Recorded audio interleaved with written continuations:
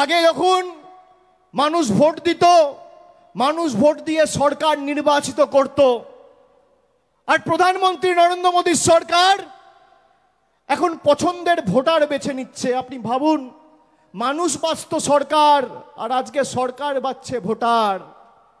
কি এদের অবস্থা! হঠাৎ করে 10 বছর আগে 2016 সালের 8ই নভেম্বর ঘোষণা করে দিল আজ থেকে 500 টাকার নোট চলবে না, 1000 টাকার নোট চলবে না। হঠাৎ ঘোষণা করে দিচ্ছে আধারের কোনো দাম বা মূল্য নেই। হঠাৎ বলে দিচ্ছে ভোটার আইডি কার্ড ভ্যালিড নয়। হঠাৎ বলে দিচ্ছে রেশন কার্ডের কোনো ভ্যালিডিটি নেই। গত পরশুদিন অমিত শাহ একটা সাক্ষাৎকারে বলেছে যারা ভারতবর্ষে জন্মায়নি তাদের ভারতে ভোটাধিকার প্রয়োগ করার অধিকার নেই। আমি অমিত শাহকে জিজ্ঞেস করতে চাই, আপনি যদি দম থাকে তাহলে আপনি প্রকাশ্যে এসে বলুন যে আপনি বলতে চেয়েছেন লালকৃষ্ণ আদবানি ভোট দিতে পারবে না। তার কারণ লালকৃষ্ণ আদবানির জন্ম হয়েছিল করাচিতে। এই যে মতুয়া ভাইয়েরা বসে আছে যারা ওপার বাংলা থেকে এসছে, বিজেপি এদের জন্য এখন নাটক করে ক্যাম্প খুলেছে। একজনকেও নাগরিকত্ব দেয়নি। আর আমি বলি শুনুন, মতুয়া ভাইয়েরা, রাজবংশী ভাইয়েরা, এদের ফাঁদে পা দেবেন না। এদের ক্যাম্পে যদি আপনারা যান, আসামে 12 লক্ষ হিন্দু বাঙালির যা অবস্থা হয়েছে আপনাদেরও একই পরিণতি ভারতীয় জনতা পার্টি করবে। আর আমি বুক ঠুকে বলে যাচ্ছি, যতদিন তৃণমূল কংগ্রেসের একটা সৈনিক এই বাংলার মাটিতে থাকবে, একটা মতুয়া ভাই বা একটা রাজবংশী ভাইকে বাংলাদেশি বলে আখ্যায়িত করে বাংলাদেশে ডিপোর্ট করতে আমরা দেবো না। তার আগে আমাদের মৃতদেহের উপর দিয়ে ভারতীয় জনতা পার্টি এবং কেন্দ্র সরকারকে পেরোতে হবে। আপনারা এদের ফাঁদে পা দেবেন না। যেই এদের ক্যাম্পে যাবেন, আমি তো শুনছি এখন মতুয়া মহাসংঘের কার্ড দিয়ে 800 টাকা করে তোলা হচ্ছে। এই হচ্ছে বিজেপি। আপনার আবেগ নিয়ে যারা ছেলে খেলা করে, ধর্মের নামে যারা রাজনীতি করে, যারা বাংলায় ধর্মের নামে বিভাজন করে, বাংলাকে অনুতপ্ত করার ষড়যন্ত্র চক্রান্ত বছরের পর বছর এরা করেছিল, এদের ষড়যন্ত্রের আগুনে বাংলার 10 কোটি মানুষ ঐক্যের প্রদীপ জ্বালিয়ে বাংলার সাম্প্রদায়িক সম্প্রীতি কাকে বলে তুলে ধরে বাংলার ভালোবাসা, সংস্কৃতি, ঐতিহ্যকে অক্ষুণ্ণ রেখেছে। আমি বাংলার 10 কোটি মানুষকে কৃতজ্ঞতা জানাই, প্রণাম জানাই। হট করে এসআইআর ঘোষণা করে দিতে হবে, তার কারণ বিজেপি বাংলায় 2021-এও হেরেছে, 16-তেও হেরেছে, 19-এও হেরেছে, 24-এও হেরেছে। আমি আপনাদের কথা দিচ্ছি, আপনারা হাত তুলে বলুন সবাই দিল্লি যাওয়ার জন্য প্রস্তুত। সবাই হাত তুলে বলুন আমার মতুয়া ভাইয়েরা দিল্লি যাবেন, যাবেন। সবাই দিল্লি যাওয়ার জন্য প্রস্তুত, হাত তুলুন। বাংলার ক্ষমতা কি আমরা দেখাবো, বাংলার ক্ষমতা কি আমরা দেখাবো। দিল্লি যাওয়ার জন্য প্রস্তুত, বিজেপিকে জবাব দেওয়ার জন্য প্রস্তুত, জনগর্জন কাকে বলে ভারতীয় জনতা পার্টিকে শিক্ষা দেওয়ার জন্য প্রস্তুত।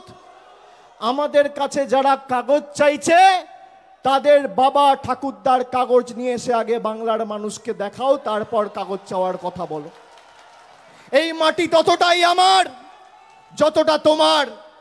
এ মাটি ততটাই একটা সংখ্যালঘু সম্প্রদায়ের মুসলমান ভাইয়ের যতটা একটা হিন্দু ভাইয়ের, যতটা একটা খ্রিস্টান ভাইয়ের, যতটা একটা শিখ ভাইয়ের। এই মাটি যতটা একটা মতুয়া ভাইয়ের ততটাই একটা রাজবংশী মার। এই মাটি যতটা আমার, এই মাটি ততটা তোমার। বৈচিত্র্যের মধ্যে একতাই আমাদের মূল মন্ত্র। নানা ভাষা, নানা মত, নানা পরিধান, বিবিধের মাঝে দেখো মিলন মহান। আর আজকে এই ঠাকুরবাড়ির পবিত্র মাটিতে আমি দাঁড়িয়ে কথা দিয়ে যাচ্ছি, যারা বাংলাকে অপমান করেছে, যারা বাংলাকে ভাতে মারার ষড়যন্ত্র পরিকল্পনা করে 100 দিনের টাকা, জল জীবন মিশনের টাকা, আবাসের টাকা, গ্রাম সড়ক যোজনার টাকা, সর্বশিক্ষা মিশনের টাকা আটকে রেখে নিজেরা যা ইচ্ছে তাই রিমোট কন্ট্রোলের মতো ভেবেছে যে যখন বোতাম টিপব টাকা চালু, যখন বোতাম টিপব টাকা বন্ধ।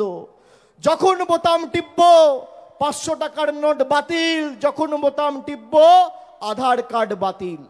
যারা মানুষকে রিমোট কন্ট্রোলের মতো পরিচালনা করেছে গত 5 বছর, আগামী 26-এর লড়াই শুধু মমতা বন্দ্যোপাধ্যায়কে চতুর্থবার মুখ্যমন্ত্রী করার লড়াই নয়, আগামীর লড়াই বিজেপিকে শূন্য করার লড়াই, বিজেপিকে শূন্য করার লড়াই, বিজেপিকে শূন্য করার লড়াই।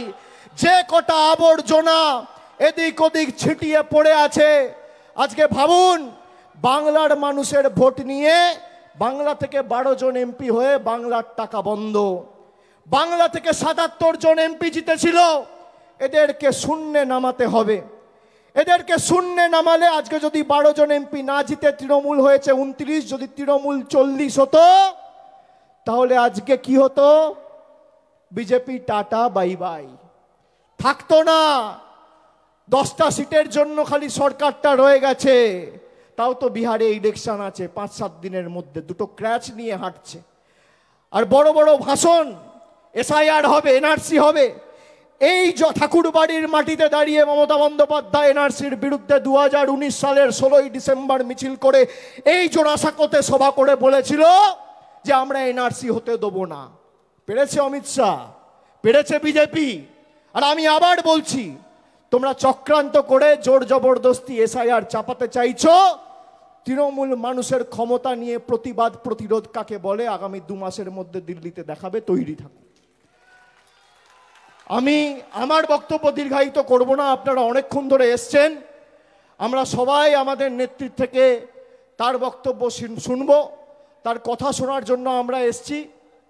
এবং আগামী দিন যতদিন এই প্রক্রিয়া চলছে, ভোটার লিস্টের কাজ, আমি সকলকে অনুরোধ করব কেউ ভয় পাবেন না। তৃণমূল কংগ্রেসের কর্মী সমর্থকরা রাস্তায় আছে।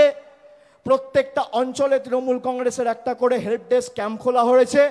প্রত্যেকটা ওয়ার্ডে, শহর এলাকায় তৃণমূল কংগ্রেসের ওয়ার্ড ভিত্তিক ক্যাম্প রয়েছে, বিধানসভা ভিত্তিক ওয়ার্ড রুম রয়েছে।